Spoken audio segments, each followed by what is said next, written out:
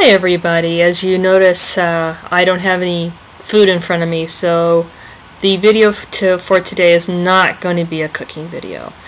The topic for today is actually inspired, however you want to phrase that, by a blog posting that Bae Yong Joon posted on his own official website on August 19th. And in that blog, he went into quite a bit of detail, kind of opening up his heart to his family. That's what he calls his fans.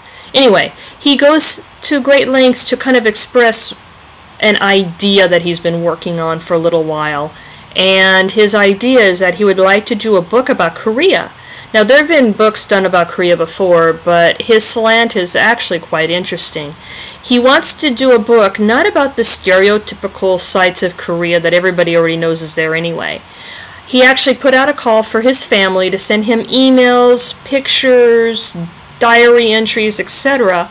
about their experiences touring and living in Korea. And he actually set up an email address for this, the whole 9 yards. And as I was reading his blog, at least the English translation of it, it actually really touched me quite deeply, and I've actually been thinking about it at length for the last 10 days or so, really trying to figure out what to do about it. And so I did send him an email message with some pictures and so on about some of my experiences living in Chuncheon, Korea. But I didn't think that was enough. I have been thinking about something he said quite a bit, and on the face of it, it doesn't seem particularly profound, but it touched me profoundly, and I think that's enough for me to kind of go over this a little bit. In his message, part of it, he says, quote, "Even for Korean citizens who have lived in Korea their entire lives, exposure to Korea's natural landscape, culture, and history is a moving experience. Please capture the beauty of Korea with your camera. This is where I was born and where I grew up. This is the beauty of Korea, which was shown in the dramas and the movies I appeared in," end quote. The reason that this blog that he posted touched me so profoundly is because he admitted a failing in himself. And it's not often that celebrities of any kind or form admit when they've maybe had some kind of shortcoming in their character. And he basically admits in this blog that he did that he hasn't really seen that much of Korea. He's lived in Korea his entire life, and yet beyond maybe the few stereotypical sites that probably most of us have seen in Korea, he really hasn't explored his country that much. And so to kind of rectify that situation, he's called upon his family to send him these emails and postings, etc., to inspire him to maybe visit some of these places for himself, and then he's going to put these experiences in a book that he wants to publish in the near future. And it got me to thinking quite a bit as well, because when I lived in Korea, I did take Korea for granted. I just presumed that since I lived there, it was home to me, that I would have all the time in the world to be able to thoroughly explore it, particularly exploring Chuncheon itself, and I didn't.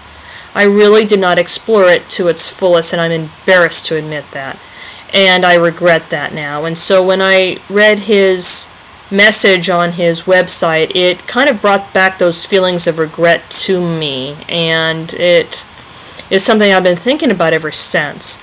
And so my message to you is that whether you live in Korea or whether you live in the States, you live in Malaysia, Brazil, wherever you live, you need to be a tourist in your own country once in a while, and not just presume that because it's there, it's always going to be there. Go out and get out your camera, get out your pen, your paper, and document those little areas of your home state or your home province or even your country itself, if you have a small enough country that you can explore it pretty easily. Document those things, and your life will be richer for it. So that, to me, is the best gift you can give yourself.